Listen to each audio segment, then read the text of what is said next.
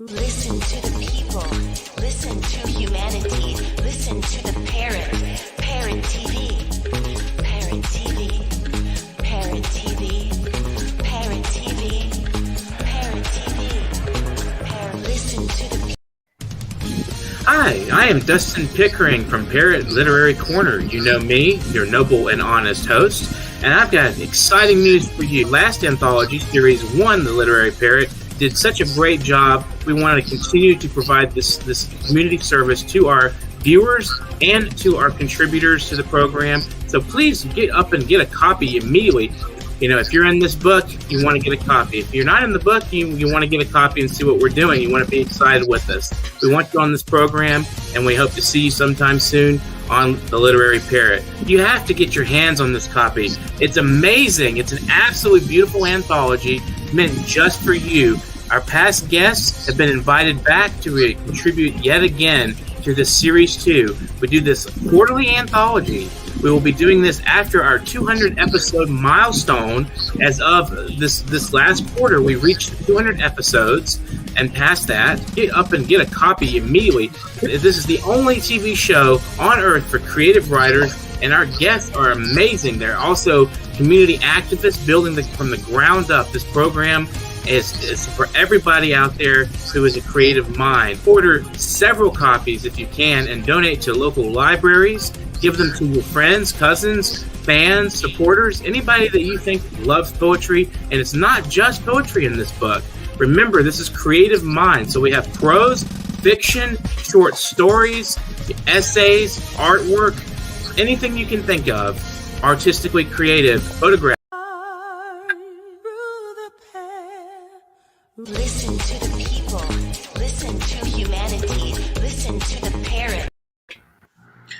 Hey guys, welcome to World Inkers Network, episode 241. I'm Dustin Pickering, your noble and honest host. Thanks for watching today. Subscribe to the channel if you haven't already. Today we have Larry Jaffe, who is an internationally known and award-winning writer, author, and poet.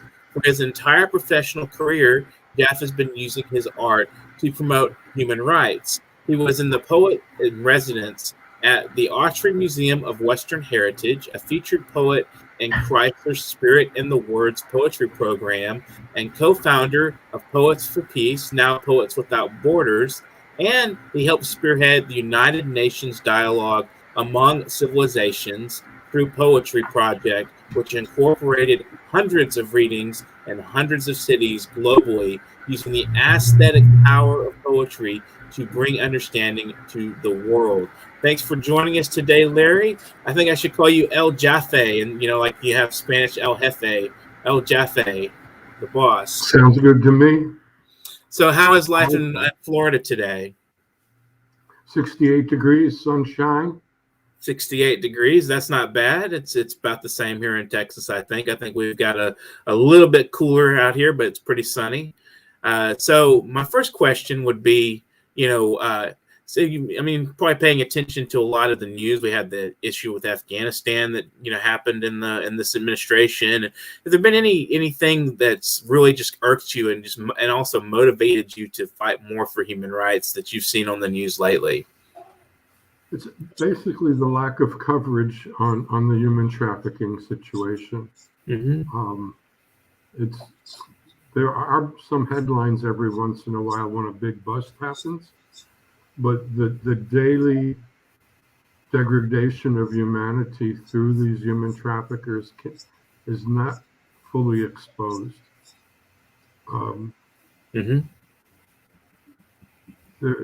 People think that human trafficking is something that goes on in Asia or goes on in another country or another state when it's going on right in your own community. Right. It's a $132 billion industry. I mean, think about how much money they're making selling and reselling people. Mm-hmm. You would think that in this our enlightened times, we'd be away from that. But it's a worse situation than ever. The internet, the means of communication have led people who are especially the vulnerable mm-hmm. It's a process called grooming. I don't know how familiar you might be with it, Right. but a predator goes online, seeks out somebody who's vulnerable, usually in the 12 to 16 age group, and lures them offline into human and sex trafficking. And Right. this is going on right in our own neighborhoods. Mm-hmm. And the media do not really give it justice. The government, fortunately, there are different task forces, and there's so many volunteers that I work with and talk to, almost on a daily basis, trying to raise awareness about human trafficking. So that's my big concern. Right. I certainly have empathy for what's happened in Afghanistan and other countries, but I also am concerned of what's happening in this country. So, what should parents and even teenagers know concerning this issue with grooming? I mean, how can we strengthen our youth to where they're not as vulnerable to something like that?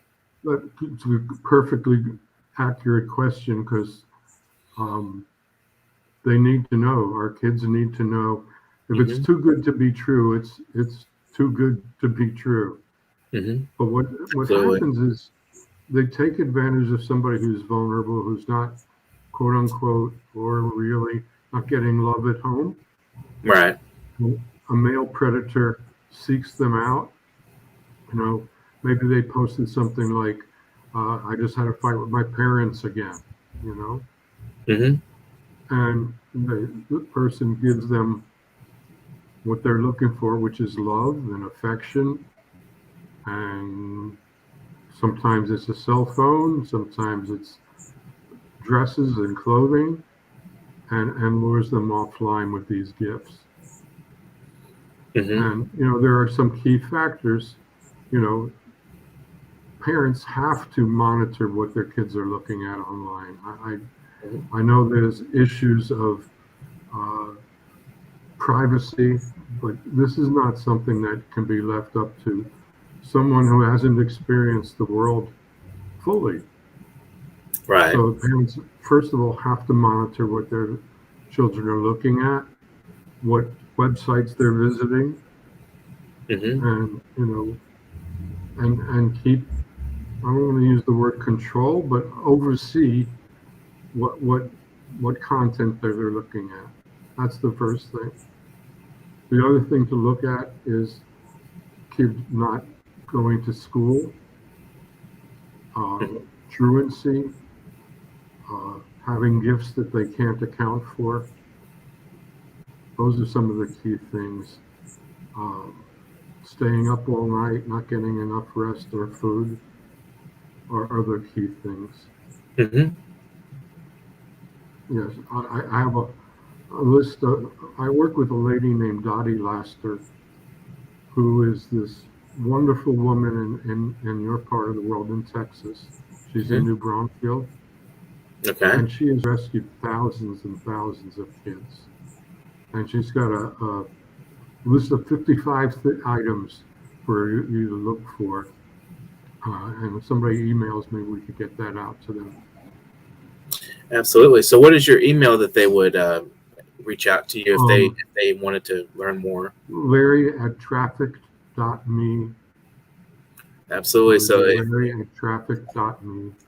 yeah, we got to keep a watch out. I mean, our young people are especially vulnerable, and this happens in the United States. It happens, all over the world. I mean, it's a really terrible issue, and you wouldn't expect in a developed nation. A lot of people may not expect that, and as you mentioned, like unable to, like gifts that you're unable to account for. That's really interesting because I went through a scenario recently with a romance scammer, and they sent me a gift, of flowers on my birthday, and I thought it was real, So I'm about to turn 41 years old. And I fell for something similar, but not quite nearly as nefarious. But I was vulnerable, and I have a pretty loving community and a great family and everything. So if I can fall for it, imagine what a young teenage girl, sitting in her room, lonely and, not able to connect with her peers. I mean, and her parents may be fighting or something. Who knows? I mean, what could be happening right now to somebody out there who's connected with someone online, and then it's, like you said, too good to be true. Yeah, this is the most heinous of crimes, I think. Mm-hmm. I think slavery. So too. Right. And it's also boys, young boys. And there's another part of this that is so overlooked, which is workers, slave workers who are, are in prison basically, and are just doing work and not getting paid. And that's huge business. Right. So, you have to look carefully at what you're buying, and there needs to be more alertness, similar to the non-GMO in food would be, that these products are not made by slaves. Right. There are some organizations doing that now. But it's really important that we as consumers look at what we're consuming. Absolutely. Well, you don't get involved, wrapped into that network of, human rights violations going on. It's terrible. I mean, there's a lot of exploitation. We just take it for granted that we have so much in front of us in the United States, and a lot of other countries, I'm sure, feel the same way, that, they don't necessarily want to monitor what they're buying. They just want to be able to go to the market and, the grocery store and buy whatever. And, we don't think about things like that a lot of times. And it's an uncomfortable reality to face. And I think it's good to bring awareness to that there may be some issues with the food or any other products on the market right now, Absolutely. Just several years ago, just in our own little town here in Florida, there was a restaurant that had slave labor. Wow. They had 15 kitchen and serving personnel were enslaved. They lived in a house no more than 3 blocks from where I live. Wow. But you notice something weird about the house when there was barbed wire fencing protecting it. Wow. Right. You think this would be something that would happen in like a poorly developed nation or an underdeveloped nation, but we do have some serious human rights violations in this country that a lot of people aren't aware of, and I think sex trafficking is horrendous. It's a violation of dignity, of human dignity. And I do think we should pay attention to it and give it some attention, on media attention, and inform the public about what can be done to fight and to be resistant to things like that. I mean, as you mentioned, online interactions should be carefully monitored. I mean, you don't want, your kid stuck in a situation, or anybody's kid stuck in a position where they're, they're in that position of that vulnerability. Well, Texas has led the way with the anti-soliciting law that makes it a criminal offense to solicit for sex. Florida has one that's coming up for vote very shortly.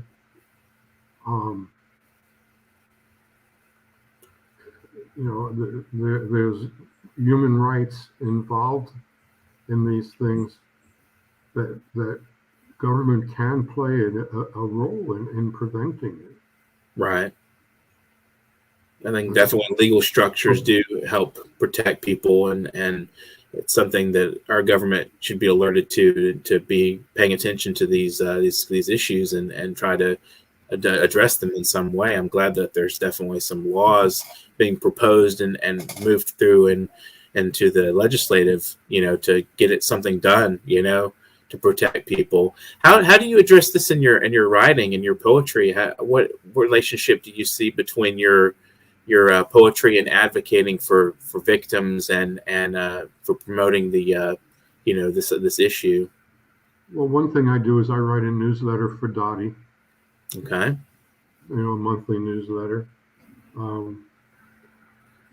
As I started to tell you about her, she's one of very small number of people that are have credentials from the Justice Department to train law enforcement on human trafficking. And I also want to mention that it's Human Rights Month. Okay. Oh, okay. Right. So that we should be well aware of that. Mm-hmm. There were just some recent. Yeah, there's a human trafficking bill that make paying for sex a felony in Florida.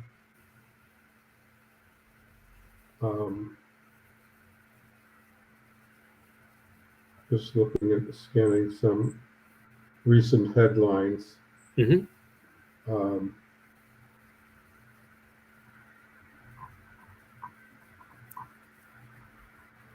So do you think the arts in general can combat, human rights issues? I mean, a lot of us in the artistic community are very much in favor of, obviously in favor of human rights and protecting the vulnerable and also fighting for those who are in situations that they didn't ask for, like refugees and, things like that, people in those situations. Well, I think it's imperative as an artist to be relevant.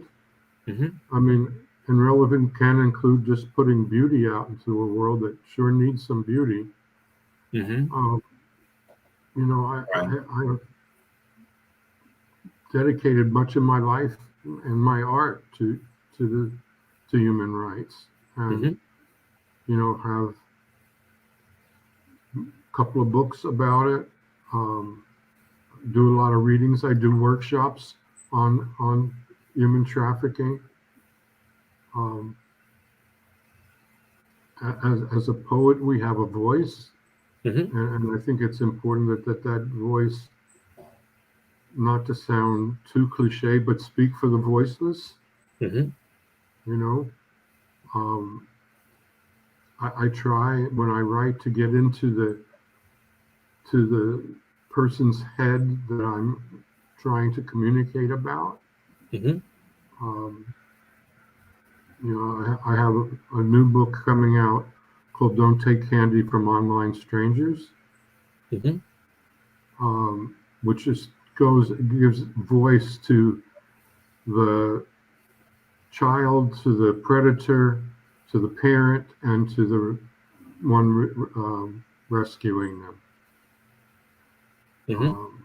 Maybe at the end of the show, I can read a couple of those.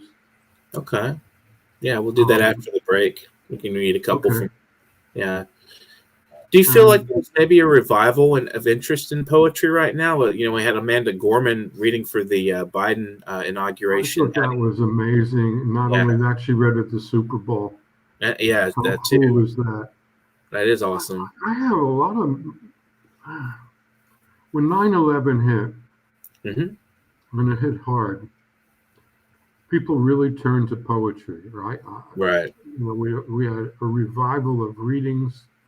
That was, I was Los Angeles at the time, and we had more readings than ever before, and packed with people. And the current crisis we're fighting, I don't feel that surge of poetry, to be honest with you. I think I could be wrong. Right. Maybe. I don't know. I mean, I think when the human spirit is in travail, people turn to poetry to assuage their pain and their powerlessness. And 9/11, obviously, like, we really felt very powerless as a country. Like, it was the first time ever that we had that kind of attack. And I think the world felt shaken by it too, because we're supposed to be the bastion here of, like, power and democracy, and that's our image to the world, and so it's like a major weak spot, not just for the United States but for the world community at large. I think that was a very scary, and it still resonates within people, obviously. Yeah, and I totally agree. It was a huge blow to us and our whole way of thinking. Right. Today, obviously, COVID really affected. We had our local poetry reading, and we stopped doing it. During this, it's like 2 years now at this point. of this insanity and hysteria. There's protocols to follow, and if you follow them, you should be in good shape. But nevertheless, there's a lot of mass hysteria attached to it. A lot of readings have gone online. You're doing what you're doing every week or every day. Every day. Mm-hmm. Sorry. That's right. So a lot has transmitted online. Mm-hmm. But there's nothing like a live poetry reading, It's just right. It's so alive as the audience transforms into poet. Poet goes back to being part of the audience, and people are listening, and Dynamics there's something very special about that. Mm-hmm. It doesn't translate for me as well. Digitizing it feels a little drier. Like an online reading feels kind of dry to a certain extent because the reader's just reading, and you're not really involved in the presence of the reader. You're just there listening in, and they read, and they don't there's no real way for applause because most people are on mute. I mean that kind of thing. It's like it's a very different experience. It's horrible from my point of view. Mm-hmm. I love that interaction. I mean, I'm I write for Page and Stage, I guess. At our last reading, I'm out. I walk around the audience reading my work. I crouch down in front of people and whisper poetry in their ears. I love that interaction. It's just a phenomenal feeling. Right. So very interactive. Maybe part of what I'm saying is it's been hurt. Right. Not being able to do those live readings. But what do you think? People are more reading in isolation. I think a lot of. I don't know if book sales would reflect the public's persona or what do you call it? Perception of what's being read. I think that I've heard a lot about how there's more readership of poetry now than there has been, especially amongst what we call minorities. African Americans, Hispanics, and people like in those cultures are taking more interest in poetry now than they were before, according to the National Endowment of the Arts. I think I read that. Well, that's interesting. I didn't. I guess for me, it's that connection, that the live connection really is what spurs me on. Right. It's fun, and I think there's more energy in a live event than there is in an online reading. It's like I said, I use the word dry. It's feels kind of dry to be online and to be talking, with like listening in, and then you're like almost a voyeur instead of a participant. Yeah, it's interesting. Yeah, I think I like the dynamics of live readings too. Pardon? I like the dynamics of live readings as well. I enjoy sitting in and listening and being able to participate and snap and whatever else and then I'm on the stage at some point. So that's really. I think you're right. Any performer will tell you that the audience is what makes that performance. Right. It's interesting, thinking about what you're saying, and just like TV or movies, except for those things that are taped before a live audience, right? You don't have that audience contact in those performances. So how do these guys do that? It's something to ponder. How does a Humphrey Bogart or Charlton Heston or any of these incredible performers, do they create the audience for themselves and imagine themselves performing in front of people? I don't know. Well, we're going to take a brief break. We'll be right back with Larry Jaffe, and we'll talk some more about poetry. We'll even hear some of his own words. This is What's Peace by K. Bourne.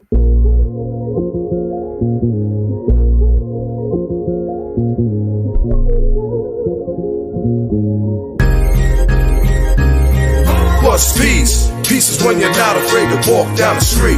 Peace is when you don't need a gun or have no beef. Peace is when I see you. All I get is love from you and the crew. Yo, what's peace? Peace is when you're not afraid to walk down the street. Peace is when you don't need a gun or have no beef. Peace is when I see you. All I get is love from you and the crew. Yo, I go from D.C. to Brownsville to Baltimore to Maine. North Carolina, South Carolina, Texas know my name. Ohio to Cali and back to New York. They know once the God speak that the flames start to spark. I represent peace, love and happiness while the haters sit on the sideline getting pissed. I still go state to state, but no more pushing weight. I push opportunities with my cousin Hope and Faith. What's peace? Peace is when you're not afraid to walk down the street. Peace is when you don't need a gun or have no beef. Peace is when I see you. All I get is love from you and the crew. Yo, what's peace? Peace is when you're not afraid to walk down the street. Peace is when you don't need a gun or have no beef. Peace is when I see you. All I get is love from you and the crew. Yo, we need to stop their gender destruction and mass incarceration. Modern day slavery, homeless across the nation. Toxic pollution that's killing us. 1 out of 5 is suffering from mental health illnesses. Bad, that's a nation, don't swallow the pill, sonny. Bernie Madoff stole the whole country money. They can bail out the bankers, but can't help the people. I wonder why the people is always hurting. The people got wicked politicians that's always up in the kitchen, always doing the talking but never doing no listening. That's why I make it my mission to represent peace. And my man EM hit me with this hot beat. What's peace? Peace is when you're not afraid to walk down the street. Peace is when you don't need a gun or have no beef. Peace is when I see you. All I get is love from you and the crew. Yo, what's peace? Peace is when you're not afraid to walk down the street. Peace is when you don't need a gun or have no beef. Peace is when I see you. All I get is love from you and the crew. Yo, we got a new president who just been elected. Some will respect it, others will reject it. But me, I use my common sense, I'm cool and selective. In 1986, I made my first record. I made Pick Green Party, I made Pick Democrat, I made Pick Republican. But why would the fuck you ask? It's my voice, my choice, I do what I wanna do. I'm from the land of the free, my flag's red, white, and blue. Michigan waters brown, Chicago's a killing town. Dope, coke, and crack, every city and every town. We need to get together, we need to lay it down. We need to get together, we need to do it now. From way in the dirty to here in the boogie down. We need to get together, we need to do it now. From way in the dirty to here in the boogie down. We need to get together and we need to do it now. What's peace? Peace is when you're not afraid to walk down the street. Peace is when you don't need a gun or have no beef. Peace is when I see you. All I get is love from you and the crew. Yo, what's peace? Peace is when you're not afraid to walk down the street. Peace is when you don't need a gun or have no beef. Peace is when I see you. All I get is love from you and the crew. Yo, what's peace? Peace is when you're not afraid to walk down the street. Peace is when you don't need a gun or have no beef. Peace is when I see you.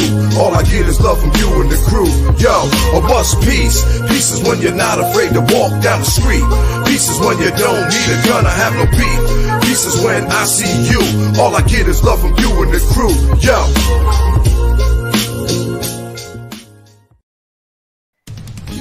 Hi, I am Dustin Pickering from Parrot Literary Corner. You know me, your noble and honest host, and I've got exciting news for you. Last anthology, Series 1, The Literary Parrot, did such a great job. We want to continue to provide this community service to our viewers and to our contributors to the program. So please get up and get a copy immediately. You know, if you're in this book, you want to get a copy. If you're not in the book, you want to get a copy and see what we're doing. You want to be excited with us. We want you on this program, and we hope to see you sometime soon on The Literary Parrot. You have to get your hands on this copy. It's amazing. It's an absolutely beautiful anthology meant just for you. Our past guests have been invited back to contribute yet again to this Series 2. We do this quarterly anthology. We will be doing this after our 200 episode milestone. As of this last quarter, we reached 200 episodes, and past that, get up and get a copy immediately. This is the only TV show on earth for creative writers, and our guests are amazing. They're also community activists building from the ground up. This program It's for everybody out there who is a creative mind. Order several copies if you can and donate to local libraries. Give them to your friends, cousins, fans, supporters, anybody that you think loves poetry. And it's not just poetry in this book. Remember, this is creative mind. So we have prose, fiction, short stories, essays, artwork, anything you can think of, artistically creative, photographs. Everything in this book is packed. It is packed. It is just absolutely packed. If you want to get your hands on it now.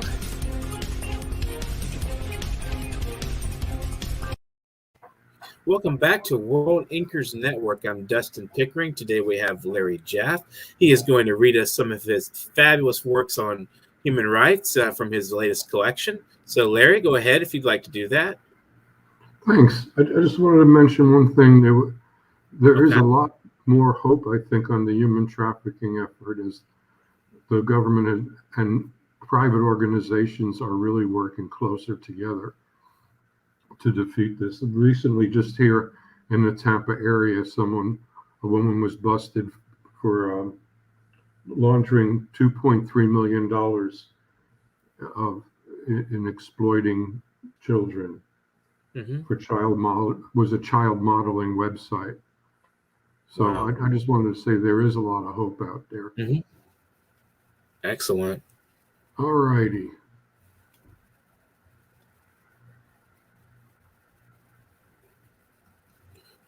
So I'm going to read from two different books, and one is coming out sooner than the other. It's called Only the Shadows Breathe. And I've written a detective story poetically. And the hero, well, you'll find out a little bit about the hero in a moment. So I'm going to read from that first. Life is a lost tombstone where only the shadows breathe. A quaint give you that again. A quaint soiree lost in culture without civilization to back it up. Here mendicants accelerate their yearning and mothers prostrate themselves, falling backwards on tuning forks in annihilation of sin. A complex artifact vanishes in this temple of disquiet. Monks behave indecently. Rabble-rousers show their faith in this place where only the shadows breathe. Behind the shadows lies a rich darkness, deep, thick, and pungently delightful, like cutting-edge chocolates that seep between your lips and invigorate the soul. Behind the shadows lies seduction, too sensual to be conceived by morality, like organic honey licked from sensual fingers. Hatcher, Private Eye. My name is Hatcher, poetic tour de force and gumshoe. I come by my handle honestly, well, sort of. Folks in the know me. You won't find me in yellow pages. I am anything but yellow. I am not your stalking dick. I don't do bullshit assignments, no marital crap, no conjugal anything. I'm who you call when you've got no one else. I'm whom you call when only the shadows breathe. So that's a little excerpt to that. That's excellent. I especially love the opening phrase that you used in the beginning of the poem. Really captivates and draws attention, into the poem. And and then you go into the voice of the detective, and that's really interesting. So thank you for sharing that. Thanks. Yeah, that'll be coming out this year. Excellent. We'll look forward to it. And then I'm going to do a little excerpt of Don't Take Candy from Online Strangers. Okay. The first section is called Purely Innocent, the Vulnerable. Unfolding lavender. She was always pretty, surrounded, suffocated by a mother's love. She danced to rainbows, discussed foreign relations with teddy bears, held high tea with indifferent dolls, always looking for something. He was looking for her. Signs of the times. I want to go out. Can't go out. I want to stay in. Must stay out. Who controls me? I'm just sharp, spiky things. My life is filled with sharp, spiky things. Memories so jagged and melancholy. These pointy objects pierce my heart, my mind, oblique and taut. My thoughts, clear, one moment, obscure another. But these sharp, spiky things somehow remind me of who I am. I'm going to jump to the next section.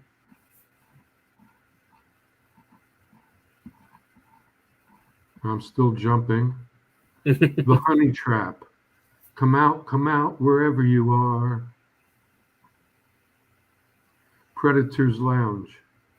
Who, me? I'm just a guy looking to make his way, getting my pound of flesh for my evening meal. Nothing special about me. Kind of good looking, if you know what I mean. But I can charm an oyster out of its shell. Turn it into a pearl with just a look. Yeah, I'm that kind of guy. Not someone you want to bring home to mama. You want to meet me on the down low? Yeah. You want to meet me on the QT? The scent. There is a smell to a fruit when it's ripe for plucking. After all, they are just like fruits hanging from a tree, growing to a certain age, then harvested by the likes of me, just when they are perfectly ripe and hanging low.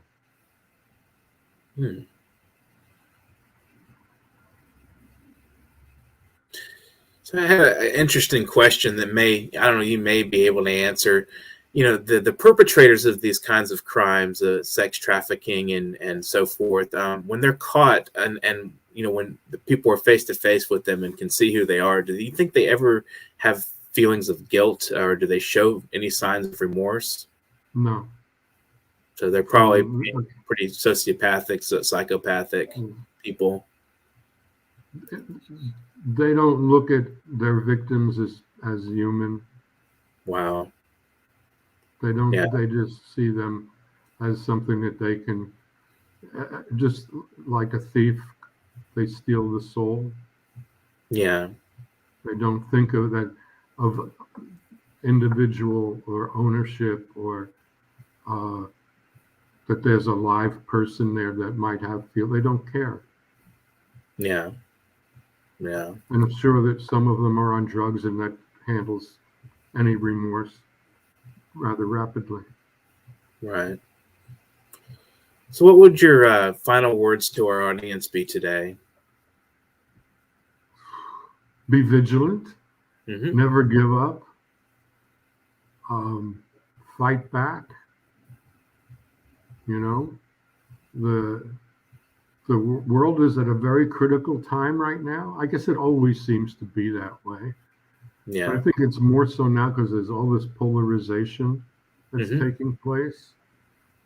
And I've always been about creating calm, about creating peace, creating community and environment. I think those are the important things. And if we concentrate on those, what should we say,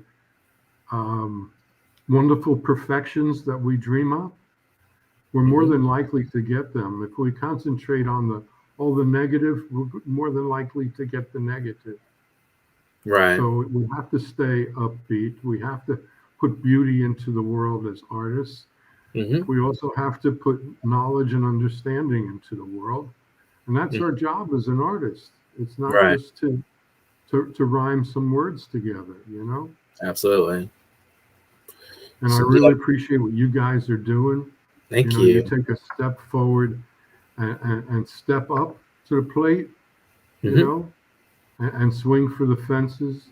and maybe sometimes bunt, but that's okay if it moves the runner. Right. But I So do you really have appreciate what you guys are doing. Thank you so much. Do you have any shout outs you'd like to give? Any thank yous to Oh friends, wow! family, The list. supporters? If I start on the list, I'm going to get in trouble. Mm, You know, there's the wonderful director of the Beat Poetry group and movement, Debbie. There's my friend William DeVault, who introduced me yes. to you guys. Yeah, there's just so many names that I will be here for the rest of the night. Right. So I think I Well, best just name a couple.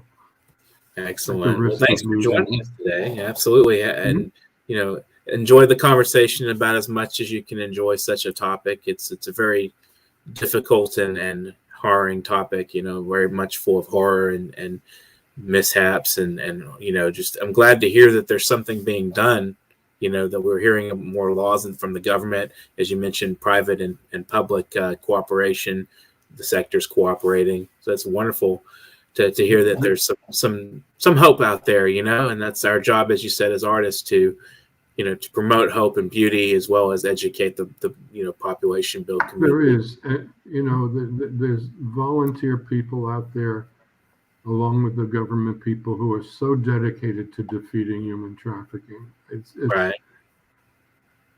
I've connected up with so many of them as of late, and I'm just so impressed at the care for the situation. I think that if there's anything that comes out of all this, it's that there are people out there that really, really care. And Absolutely. what more do you want? Well, thank you for joining us today, Larry. It's been pleasant talking with you. And this is World Inkers Network. We're reaching almost 250 episodes, I believe. If you'd like to support us, you can support us through PayPal to support the arts and our mission as a World Inkers Network. PayPal.me/NYParrot. That's PayPal.me/NYParrot. So right there, you see our support banner. You know, get out there and help us out with a little extra money if you have any. I know hard times are reaching us, but you know, hey, if you have a little extra to spare, we'd love to hear from you. PayPal.me/NYParrot. If you want to be a guest on the program, you don't necessarily have to be a poet. You can be any kind of writer or creative mind. We'd love to hear from you. So send your paragraph bio and samples of your work and a headshot to Literary Corner at NewYorkParrot.com. You see that running down there at the bottom of the banner, running at the bottom of the screen there. If you'd like to be featured on the show, we'd love to have you as a guest. And also, don't forget, subscribe, like, share, and comment. If you're watching us on YouTube right now and you have not subscribed, we'd love you as a subscriber. We definitely need more subscribers to this channel. We'd love for you to share our videos and share our content and be in touch with us through Literary Corner at NewYorkParrot.com. Thanks for everyone for joining us today and watching the show. And again, I would love to have you as a subscriber. We would love to have you as a subscriber. Get out there and do some writing. Have an excellent day. Listen to the people. Listen to humanity. Listen to the parrot. Parrot TV. Parrot TV. Parrot TV. Parrot TV. Parrot TV. Listen to the